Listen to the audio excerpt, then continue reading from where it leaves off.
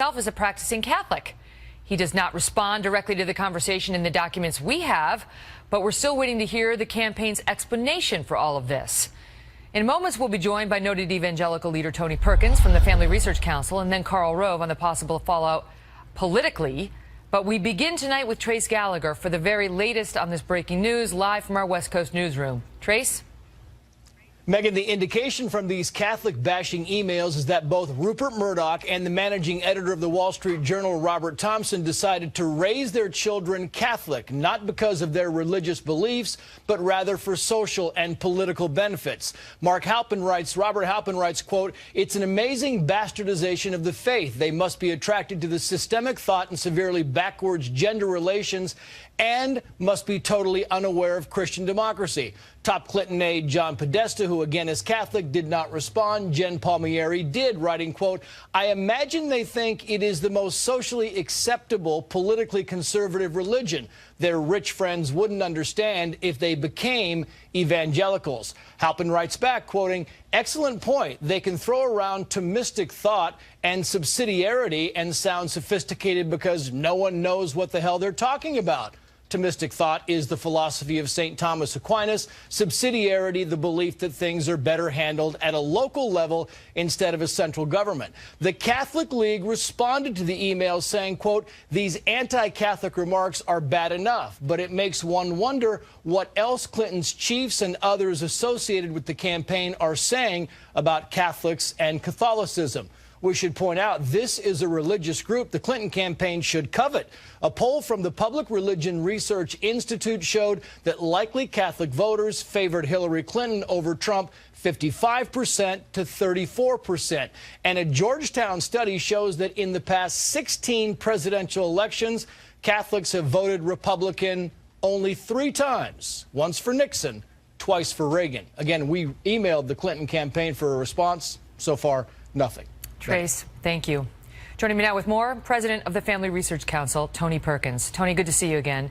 And so the hostility toward Christians in this, and in the one paragraph, in particular Catholics, as this man describes as bastardizing the faith and dismissing the entire Catholic belief system as severely backwards when it comes to gender relations, and on he goes. And Clinton's campaign communications director seems to agree wholeheartedly.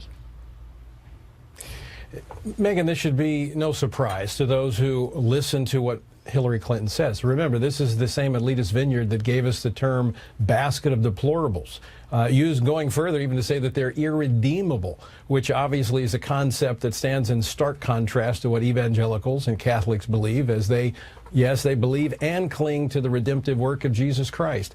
This should be troubling to people that see that they believe that people who actually want to live by their faith are somehow backwater people.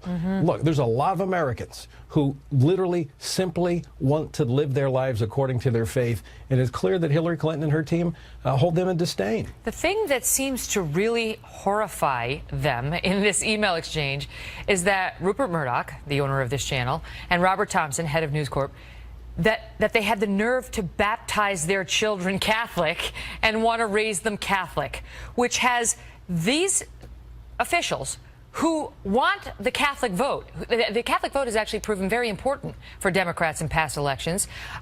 Hold in disdain. They're disgusted by it. They can't believe that they would want to baptize and raise a baby Catholic. Well, that's stuff people in the flyover states do, not people in sophisticated places do, according to them. Again, this is where Hillary Clinton talks about the freedom to worship. It's okay if you just kind of go to church and treat it as a social club, a glorified social club, but if you literally want to teach your children these principles, live your life according to that, you're going to run into trouble with Hillary Clinton. And I think but it's not her. I mean, in fairness to Hillary, it's not her. It's her campaign chairman who doesn't weigh in, but it's their communications director and this other guy who's Center for American Progress. Look, let me tell you, I'm not going to allow a communication director for me to speak about something in a way that is not consistent with what I believe. Look, this is the same campaign that gave birth out of the mouth of Hillary Clinton the term deplorables, irredeemable, talking about Trump supporters who are evangelicals and socially conservative Catholics. This is troubling, should be troubling politically for her, not because these evangelicals, maybe the Catholics, not the evangelicals, are going to vote for her, but it shows the hostility toward religious freedom, and that is where these evangelicals are right now, uncertain about Trump, but now they see the hostility from Hillary Clinton, that their religious freedom is at stake in this election. She was raised Methodist, although she doesn't appear to be a practicing Methodist because she doesn't go to church and so on, but you can see certainly how those around her feel about practicing Catholics, or those who have the nerve to actually baptize their children. Tony, good to see you. Thanks, Megyn. Also here on this breaking story, Fox News contributor and former Deputy Chief of Staff to President George W. Bush, Karl Rove. Karl, good to see you. You tell me whether Jen Palmieri and you know, this other guy is not with the Clinton campaign, but Jen Palmieri weighs in and adds her own 2 cents, ridiculing Catholics, ought to come out with an apology to this voting bloc, which is almost as powerful as the African-American vote and many others. Well, look, roughly a quarter of the electorate are Catholics. It's the largest swing group. Contrary to, just slightly to what Trey said earlier, if you look at the exit polls, since 1972, Catholics, with one exception, have voted in each and every presidential election for the ultimate winner. The one exception was 2000, when they voted for Al Gore in the exit polls by 50 to 47. But even that was an extraordinary gain for Bush, who got 10 points more among Catholics than Bob Dole's 37%. So they play a critical role in the election. Now, will this become a political issue? I think it all depends upon whether or not both politically interested Catholics and, more importantly, the Trump campaign make it an issue. This was thinly veiled religious bigotry, not only against conservative Catholics, but also against evangelicals. Sort of the back and forth is they're conservative Catholics because they couldn't take the social pressure of being evangelicals, because that is even more out of the mainstream. Right, because that's even more disgusting. Yeah, so the question is rather than talking about Paul Ryan tomorrow, who is incidentally a Catholic, what about tomorrow if Donald Trump stands up and takes a whack at these comments and calls upon the campaign and the campaign officials in question to both repudiate them and apologize? I mean, this is the only way it's going to become an issue. In 2000, we had a very active Catholic organization that could have spread this word and made it an issue in every critical battleground state. I don't sense that that's the case in the Trump campaign this year around. It'll take him to make it an issue. This woman, Jen Palmieri, she's high up in the Clinton campaign. This is not some minion. One of her key lieutenants. And you tell me what the Clinton team would be doing to the Trump team if Kellyanne Conway or any of the inner circle came out and said something this disdainful of an entire voting bloc, whether it was, I mean, you know, put the shoe on the other foot, right? If they said something about gays, or if they put, you know, something that a voting bloc that they consider in their column, they'd be going nuts on it, and they'd be demanding an apology. Exactly. Well, look, and they mock the deep-held beliefs. They mock the idea that two conservative Catholics would have their children baptized in the same river where John the Baptist baptized Jesus. I mean, this is really amazing that they would mock them for, I mean, what Christians would consider it wouldn't consider it a blessing to be able to afford to baptize their children in the Jordan River. I mean, this is it's so insensitive. I'm going to say that it's insensitive, but it really strikes me that it borders on bigotry, religious bigotry. But the question is, the question you started with is it going to be a political issue? It depends upon whether or not Donald Trump intends to make it a political issue. Well, remember this, Carl. Remember in the 2008 election when Barack Obama was running, this became an issue for the Democrats then because he was caught on tape referring to those who are religious as bitter clingers. That's the bitter clingers song that became so infamous. I think we have it. Listen. And they feel so betrayed by government.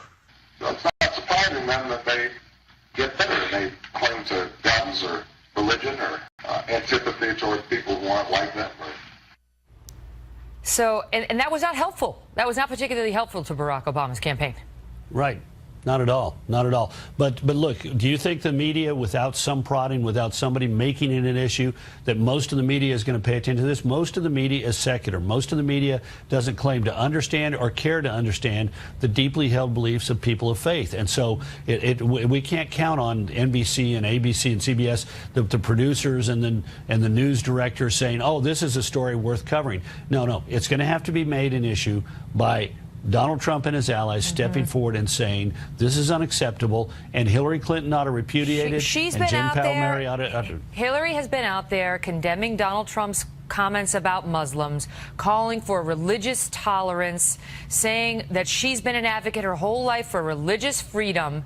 And now the question is, what is she going to do? And what is her communications director going to do when she is caught having this kind of an exchange about this many millions of Americans who have deeply held, honest, sincere beliefs that she's in no position to judge? Carl, we'll wait to see.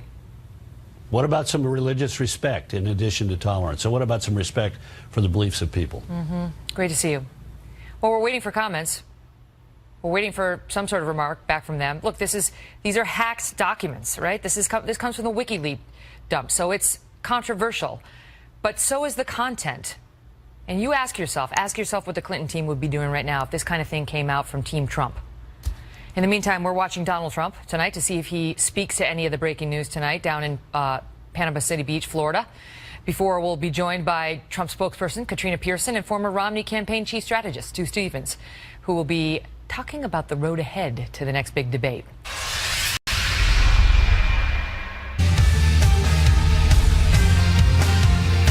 Breaking tonight, 28 days now from the election. 28 days. And a new poll showing how Americans reacted to the second presidential debate. The Wall Street Journal survey was conducted one day after the release of a leaked video showing Mr. Trump making stunning remarks about women on a bus. And it showed Donald Trump going into the Sunday debate trailing Hillary Clinton by 11 points. Then on Monday, after the debate, they polled again, and Mr. Trump had improved by 2 points, suggesting the worst of the damage from that tape may have been accounted for. Tonight, Mr. Trump is in Florida, expected to hit the Clinton camp on the latest WikiLeaks revelations. In moments, we'll be joined by Stu Stevens, former chief strategist for Mitt Romney's 2012 presidential campaign. But we begin tonight with Katrina Pearson, Trump campaign national spokesperson. Katrina, good to see you. Can I just get your reaction to that story about the Catholic bashing? You know, this is not something that, is news to us. We've known Miss Clinton has had issues with many Americans, and Mr. Trump even said it at the debate, Megyn. He said she has hatred in her heart. And yes, these are her staffers, but this is a direct reflection of her. We've seen it in the way that she's addressed many other Americans here recently. All right, but let me ask you whether you think it makes any difference at this point, because we're 28 days out. Trump went up 2 points from the debate, but there is still a 9-point gap between the two of them. And, at this point in the 2012 election, we're going to talk to Romney's guy, Stu Stewart's in a moment. Romney was up by 1, and he still lost handily. Trump's down by 9. Well, in one of these polls you mentioned earlier, we're looking at, a 6 to 7 point margin of error. So I'll take that. Mr. Trump has closed a similar polls. gap you in 1 week. You with the Trump team in love 1 week. The polls. You can't reject the ones. Well, they are a snapshot that in we time. present to you just because and they're bad we for him. realize that. Well, no, they are a snapshot in time. We realize that. But as I just said, Mr. Trump has been able to close large gaps within 1 week, and that's exactly what's going to happen. This isn't going to be like a 2012. We have a candidate that's willing to fight for it. Not like the 2012 campaign. Mr. Trump is going to come out swinging, which is exactly what he's done today. We have a fantastic new ad that's out. What is he doing to add to his support base, which we understand is with him? Well, he's talking about his vision. He is actually prosecuting the case against Hillary Clinton. You saw that at the debate as well. And that's why so many people in your Frank Luntz's group that you had, the focus group, said that Mr. Trump won that debate and won some people over. That is very important. It's extremely important for Mr. Trump to continue to outline the differences between he and Hillary Clinton and their policies, and more importantly, her failures after being in elected office for 30 years between herself and her husband. Is there any truth, Katrina, to the Wall Street Journal report tonight that what Trump is actually trying to do now in these next 28 days, we've got 4 weeks to Election Day, is to drive down turnout for her, to depress enthusiasm on the Democratic side, understanding that he's not going to get that many swing voters in the middle. He's going to get his base, and he's trying to make her base be smaller than his base. No, not at all. I mean, the media is always trying to create the Trump narrative. Mr. Trump is fighting for every vote, even those that we know we might not win. He's still going to fight for that. We look at a poll in Texas, CBS poll has Mr. Trump at 20% African American support in the state of Texas. Mr. Trump is reaching some of those people, though they may not be showing up in the polls. He's running as a Republican. No, African Americans. That's a big difference. He's doing extremely well with a lot of these people that aren't showing up in the polls, and we do see his numbers continue to grow at his rallies. Those people are going to vote, just as they talked about in the primary, that these big rallies will turn into votes, and he broke records. We're going to continue to see it. This is a movement. This is not a campaign. Okay, great to see you. Joining us now is Stu Stevens, former chief strategist for Mitt Romney's presidential campaign and founding partner at Strategic Partners in Media. Stu, let me just start with you before we get to that ad where I left off with Katrina on where Romney was this time 4 years ago, and just how bad you think the 9-point gulf is. Well, it's bad. The more telling thing, I think, is that the two groups that Trump needs to get back into this race is Republicans. Any nominee has to get over 90% of their own party to be in the game. Otherwise, you're running out on the Super Bowl field with 8 players instead of 11. And he needs suburban women. Particularly college-educated women. No Republican has lost college-educated white voters since the FDR era. I mean, Barry Goldwater won college-educated white voters, and Trump is losing them. So to get into the game, he needs as many Republicans as he can get, and he needs as many well-educated women, suburban women in particular, in places like Philadelphia. And what's he doing? He's today attacking Republicans, and this attack on Hillary Clinton, I think, just turns off a lot of women that he needs to get to vote for him. Just so the viewers know what we're talking about, he went on a tweet storm this morning. I heard just a couple examples. It's so nice that the shackles have been taken off me and I can now fight for America the way I want to. And then he takes aim at Republicans, saying disloyal Republicans, ours, are far more difficult than crooked Hillary. They come at you from all sides. They don't know how to win. I will teach them. And that's just a couple there that he went on from there, Stu. Yeah, it's a curious strategy for bringing a party together, which party unity is an essential element of winning in our two-party system. I get that Donald Trump doesn't like everybody in the Republican Party and vice versa, but it's up to him as the head of the ticket to try to bring people together instead of being divisive. So what do you think? I mean, give us your take on the last debate. You know, which he says all the polls say that he won, which is not true. But you know, some people do definitely believe Trump won that debate, and he certainly did much better in the eyes of many than at the first debate. You have a different take. Yeah, I thought Trump spoke to his base too much in that debate. I mean, really. A debate is an opportunity to reach voters in a way that you can't reach them through any other means, and voters who you need to get to join you. It's not just to pump up your own voters. So if you look at it, that what he really needed were female voters, particularly these better educated women. I just think it was sort of a disaster for him in that regard. Everything from his manner to that sort of strange half apology at the beginning, to this stunt of bringing out the Bill Clinton accusers. I just think the idea of trying to attack a woman for infidelities of her husband, I just think rubs a lot of people, you know, they say it's for her role. Way. It's for her role. It's sort of the offender and then the cleanup crew. I'm glad I don't have to try to spin that. I just don't think it's something that. The difference between that is so fine, and I get it, but I don't think the total impression is that he's really blaming her for Bill Clinton. Final question. Can he turn it around? Any chance? I mean, what are the odds that he can turn this around? Well, you know, politics is always about probability, and probability is based on what has happened. Can he turn it around? Sure, of course. Is Hillary Clinton the better bet? Yes. Mm-hmm. He turned it around after the Democratic National Convention. They were running neck and neck, and then came Alicia Machado and some other incidents that have now been well publicized. Stuart, great to see you. Good to see you. And in just 9 days, for the first time ever, a Fox News anchor will be moderating a general election presidential debate, and we are very proud of our own Chris Wallace. Widely regarded as one of the best questioners in the business, he will moderate the all-important final debate between Trump and Clinton. This make-or-break event, less than 3 weeks before the historic election of 2016, will be held, where else? In Vegas, baby. October 19th. And the best place to watch the Fox moderated debate is right here on the Fox News channel. And then stay tuned for the Kelly File live at 11 p.m. with complete wrap-up and analysis of the night's biggest moments. Don't miss it. Also tonight, several media outlets starting to question the stories of the women accusing Bill Clinton of sexual assault and accusing Hillary Clinton of helping with the cover-up and the aftermath. Judge Andrew Napolitano is here to review the record. Plus, leaked emails are raising questions about whether CNN contributor Donna Brazile sent the Clinton team inside information ahead of the questions at a candidate town hall. Howie Kurtz just got off the phone with Brazile. He's now here, and he will tell us what the now head of the DNC had to say. Plus, we'll have reaction from Dana Lash and Richard Fowler on a busy night. Don't go away.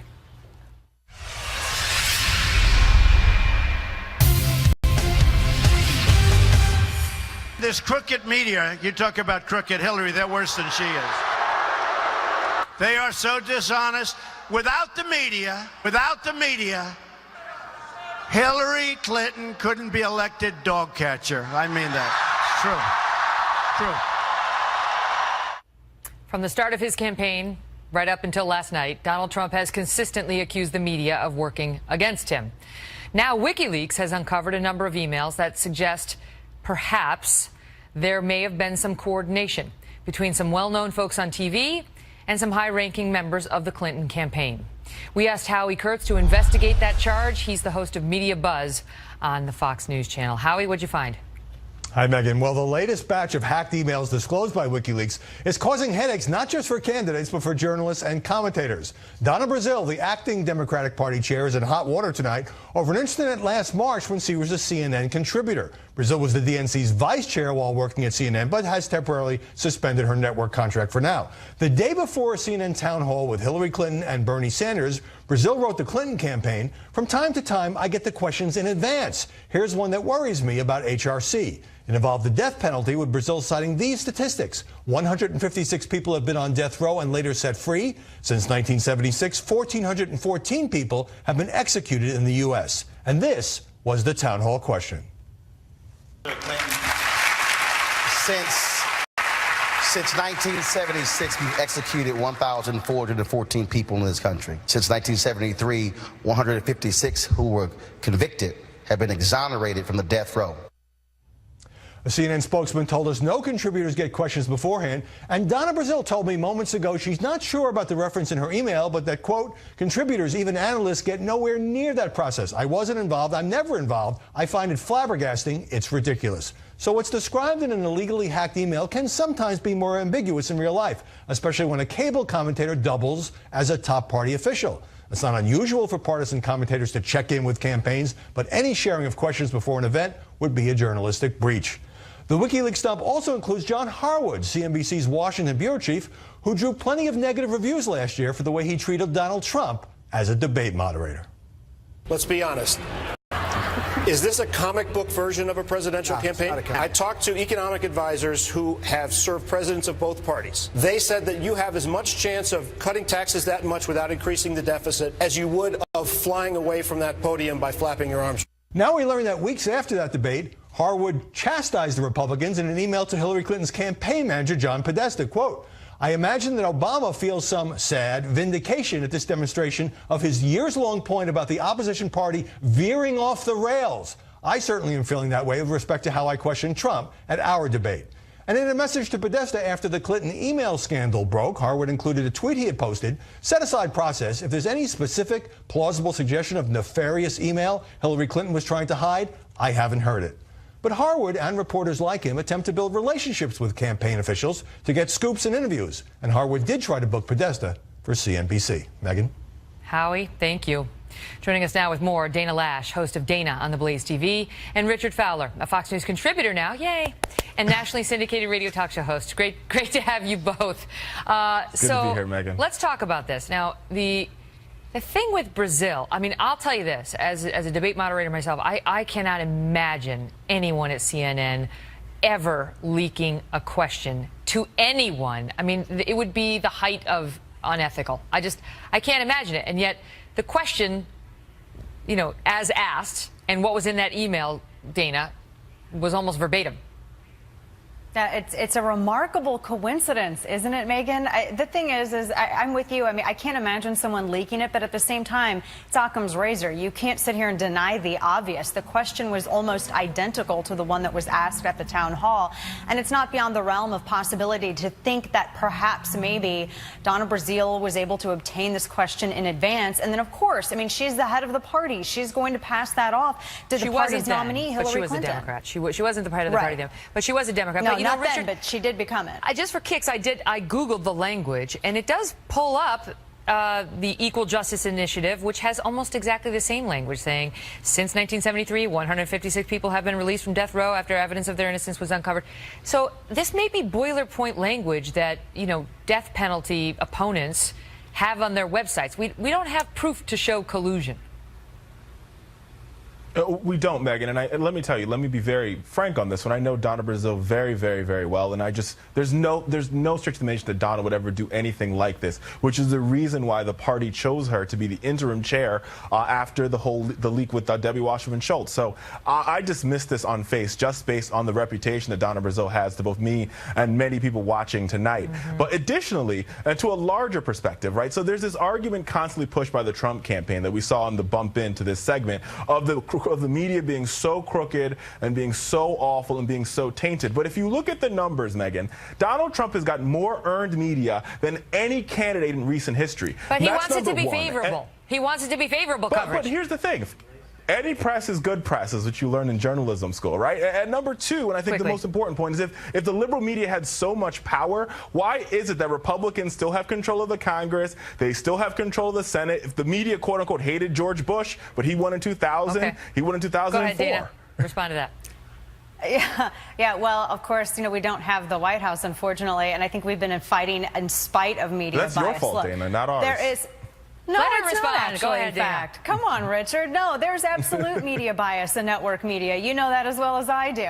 There's also left outlets and right outlets that are both equally biased. But here's the thing. We've had network news and we've had major publishers of newspapers, etc., that have been biased for a long time. There is absolute proof of media bias. We know this. And it's not just against Trump, Megyn. Media has been biased against Republicans, period, for such a long time. The whole vast right-wing conspiracy, everything that we've seen from the WikiLeaks emails or the document dumps so far. I mean, we know that there's a bias here. I mean, for crying out loud, we had George Stephanopoulos back in 2012 during the debates insert that answer about birth control, which then flipped the entire general election cycle to become this whole war on women narrative, which was crazy. There's no question that most of the people in news lean left, and that there's a liberal bias baked in. I mean, the news tends to be young. It tends to be a bunch of young people. Yeah, they tend to be left-leaning. They can at least be objective. But just, the interesting thing about John Harwood's tweet, can I tell you this, is that he tweeted that, that stuff about Trump right at a couple weeks after Trump was doing the thing with the belt buckle and Ben Carson, and his conduct was extremely controversial and in the news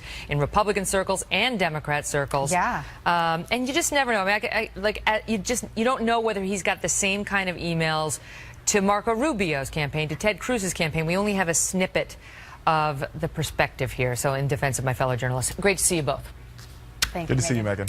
Well, with a growing number of media outlets now digging into the stories from Bill Clinton's accusers, who you may have recognized at the presidential debate, we asked Judge Napolitano to help us review the record and separate fact from fiction. He's next. Plus, with a number of news outlets still challenging the Trump team about his 2005 remarks on women, Dr. Ben Carson joins us with his message for the media.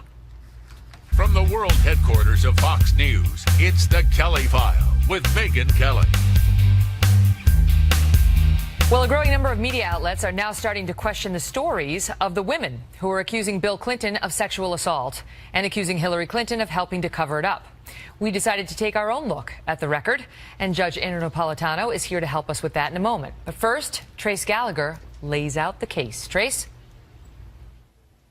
Megyn, Paula Jones was an Arkansas state employee in 1991. At the Excelsior Hotel in Little Rock, she claims that Bill Clinton then dropped his pants and asked for sex. After years of legal battles, a judge dismissed the case, ruling the allegations, even if true, would not constitute sexual harassment. Clinton agreed to settle the case for $850,000, but Jones' allegations did lead to the discovery of the Monica Lewinsky affair. Then there's Kathleen Willey, a White House aide who claims in 1993 the president put her hand on his genitals. But Willie didn't come forward until 5 years later when she was subpoenaed in the Paula Jones case. And a friend gave sworn testimony that Willie asked her to lie about the incident. An independent prosecutor said there was insufficient evidence to go forward. Juanita Broderick was initially known as Jane Doe 5 in the Paula Jones case. She gave a sworn affidavit saying she was raped in 1978 by Bill Clinton, but then she appeared to deny the allegation before later changing her story, saying she was raped.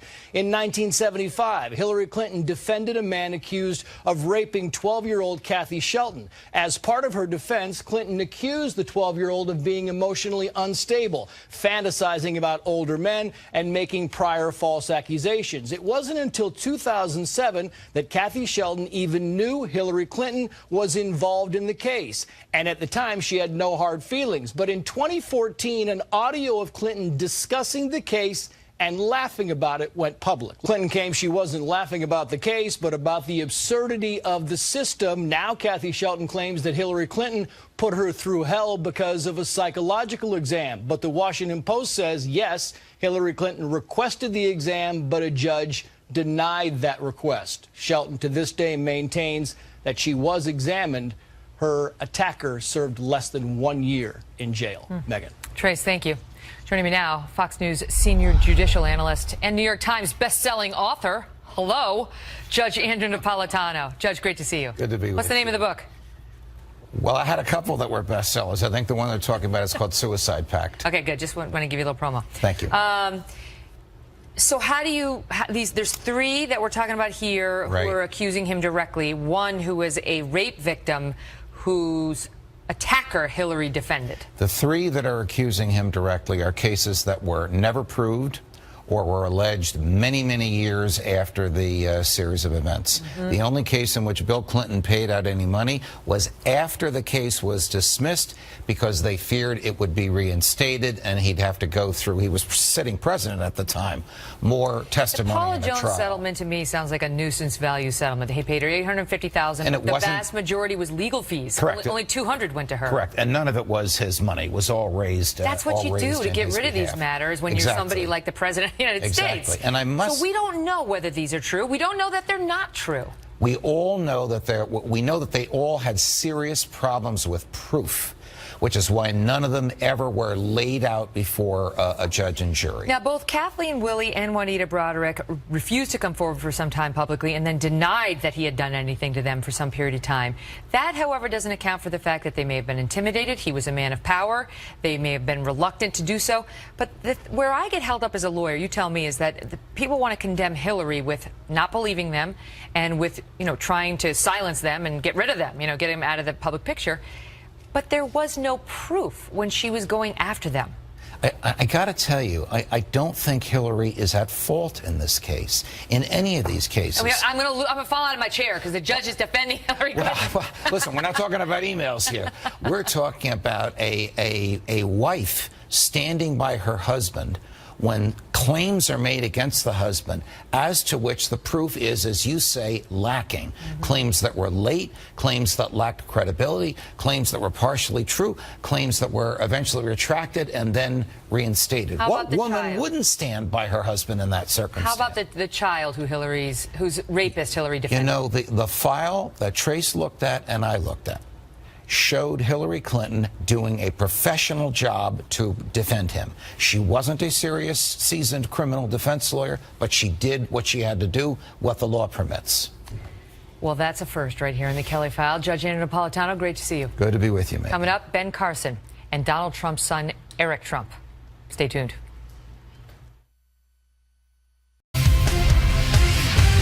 It's been just 4 days since those now infamous remarks surfaced. And Eric Trump, the son of Donald Trump, is offering a new defense for his father, telling a Colorado newspaper, quote, "I think sometimes when guys are together, they get carried away. And sometimes that's what happens when alpha personalities are in the same presence." He went on to say it's not right. It's not the person that he is. Joining me now, Dr. Ben Carson, Trump supporter and former presidential candidate. Dr. Carson, good to see you. You also said this is wrong, but also said it's locker room talk and that kind of banter goes on all the time. You tell me, listen, I I think there's a real argument to be made that dismissing that kind of talk as just locker room talk and regular banter between alpha males is a very damaging message to be sending to our children, our sons and our daughters today, that dismissive tone and nature. Do you disagree with me? Well, it's not dismissing it. That's not what I'm doing. It is horrible. There's no excuse for it, and it's not acceptable. Here's the issue. The issue is our country is in a tremendous amount of trouble, and we're only a month away from the election. That's true. And but the people point on the other side is that if you listen, have a candidate who doesn't respect half of the country, women, that's also an issue. Listen to what I'm saying, because this is critical. The country can move in one of two different directions. The Democrats are going in one direction. The Republicans are going in another direction. Look at their platforms. This is huge, but I don't think the average person recognizes the vast difference between the two directions because they're focusing on this kind of thing. It doesn't mean that it's not important. That's subterfuge when everybody comes along and says, this is the most important thing, and you can't forget. No, of course it's important. But when you're about to go off the cliff, you've got to take measures to make sure you don't go off the cliff, and then you deal with the other things. Do you think Trump was right to go after the Republican Party today? He had just managed, he was down at, I think, 74% of the party was with him after that video. Then he got it up to 89 after the debate, and then he attacks the Republican Party, who he needs to win. Well, you know, it's well known that the Republican Party always finds a way to snatch defeat out of the jaws of victory. Hopefully we can avoid it this time. We don't need the infighting. You'll notice that the Democrats disagree too, but they march lockstep. And it's so important. I wish the Republicans could learn that lesson. It's so critical because they got to look at the future. They have 28 days to do so. Dr. Carson, always a pleasure. Thanks for being here. Okay, you too, Megyn. We'll be right back. From Catholics tonight. I, too, was raised Catholic and am Catholic, and I talk about my faith in my new book, Settle for More, out November 15th. You can pre-order it now, BarnesandNoble.com, Amazon.com, lots of behind-the-scenes stuff about TV news and Fox in general. Check it out.